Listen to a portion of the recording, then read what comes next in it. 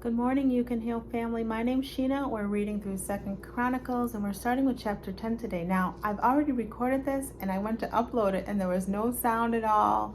I just tested the sound this go round and it seems to be okay. So, God, hopefully this will work. So let's get to it. Division of the kingdom. Rehoboam went to Shechem, where all Israel had gathered, to make him king. When Jeroboam, son of Nebat, heard of Solomon's death, he returned from Egypt, for he had fled to Egypt to escape from King Solomon. And remember, Rehoboam is Solomon's son who took over. The leaders of Israel sent for Jeroboam, and he and all Israel went together to speak with Rehoboam. Your father was a hard master, they said. Listen. Okay, I'm just messing up the words. Your father was a hard master, they said. Lighten the harsh labor demands and heavy taxes that your father imposed on us. Then we will be your royal subjects. So these were the leaders of Israel that sent for Jeroboam. And they went to speak to Rehoboam, Solomon's son. And then Rehoboam replied, come back in 3 days for my answer. So the people went away. So the people are wanting Rehoboam to lighten up on his rule. And it says, the king went to discuss the matter with the older men who had counseled his father Solomon. What is your advice, he asked. How should I answer these people? The older counselors replied, if you are good to the people and show them kindness and do your best to please them, they will always be your loyal subjects. But Rehoboam rejected the advice of the elders and instead asked the opinion of the young men who had grown up with him and who were now his advisors. What is your advice, he asked them. How should I answer these people who want me to lighten the burden opposed by my father? The young men replied, this is what you should tell those complainers. My little finger is thicker than my father's wrist. If you think he was hard on you, just wait and see what I'll be like. Yes, my father was harsh on you, but I'll be even harsher. My father used whips on you, but I'll use scorpions. 3 days later, Jeroboam and all the people returned to hear Rehoboam's decision, just as the king had requested. But Rehoboam spoke harshly to them, for he rejected the advice of the older counselors and followed the counsel of the younger advisors. He told the people, my father was harsh on you, but I'll be even harsher. My father used whips on you, but I'll use scorpions. So the king paid no attention to the people's demands. This turn of events was the will of God, for it fulfilled the prophecy of the Lord spoken in Jeroboam, son of Nebat, by the prophet Ahijah and Shiloh. When all Israel realized that the king had rejected their request, they shouted, down with David and his dynasty. We have no share in Jesse's son. Let's go home, Israel. Look out for your own house, O David. So all Israel returned home, but Rehoboam continued to rule over the Israelites who lived in the towns of Judah.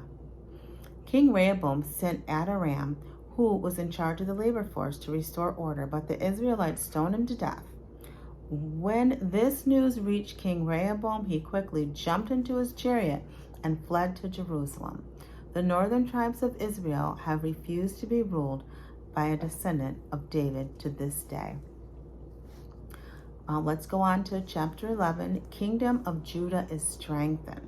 When Rehoboam arrived at Jerusalem, he mobilized the armies of Judah and Benjamin, 180,000 select troops, to fight against the army of Israel and to restore the kingdom to himself.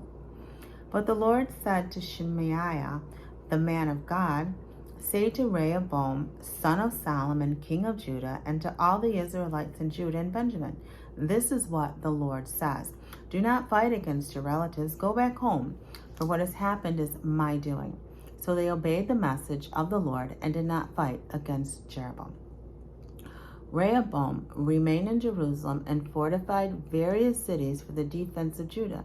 He built up Bethlehem, Etam, Tekoa, Bethzur, Soka, Adalam, Gath, Marisha, Ziph, Adoram, Lachish, Azekah, Zorah, Ajalon, and Hebron.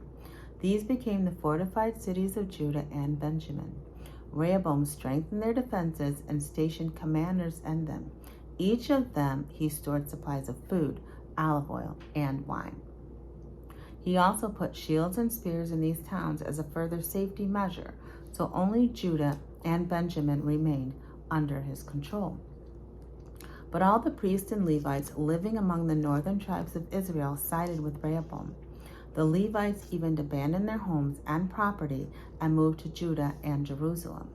Because Jeroboam and his sons would not allow them to serve the Lord as priests, Jeroboam appointed his own priests to serve at the pagan shrines where they worshiped the goat and calf. Hold on. I gotta put the Bible over here, sorry. Okay, they worshiped the goat and calf idols he had made from all over Israel. Those who sincerely wanted to worship the Lord, the God of Israel, followed the Levites to Jerusalem, where they could offer sacrifices to the Lord, the God of their ancestors. This strengthened the kingdom of Judah, and for 3 years they supported Rehoboam, son of Solomon, and earnestly sought to obey the Lord as they had done during the reigns of David and Solomon. Rehoboam married his cousin Mahalath, the daughter of David's son Jeremoth, and of Abihail, the daughter of Eliab. Now, when I read this earlier, I was like, wow, he married his grandfather's daughter? Is that right? It's a little odd, but remember, we're in the Bible in the Old Testament. So that's what he did. And then it says, Eliab was one of David's brothers, a son of Jesse. Mahalath had 3 sons, Jehush, Shemariah, and Zaham. Later, Rehoboam married another cousin, Maacah, the daughter of Absalom. Maacah gave birth to Abijah, Ataiah, Ziza, and Shelemith. Rehoboam loved Maacah more than any of his other wives and concubines. In all, he had 18 wives and 60 concubines, and they gave birth to 28 sons and 60 daughters. If you don't believe me, turn to 2 Chronicles chapter 11, verse 21. It's right there. That is a lot of people. A lot of wives, a lot of children. Rehoboam made Maacah's son Abijah chief among the princes, making it clear that he would be the next king. Rehoboam also wisely gave responsibilities to his other sons and stationed them in the fortified cities throughout the land of Judah and Benjamin. He provided them with generous provisions and arranged for each of them to have several wives. So is having several wives a status thing, perhaps? I don't know. That's a lot.